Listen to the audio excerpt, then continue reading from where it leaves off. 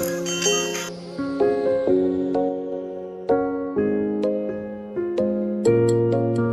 I love it. I love your hair. I love your sign, Lily. I love you.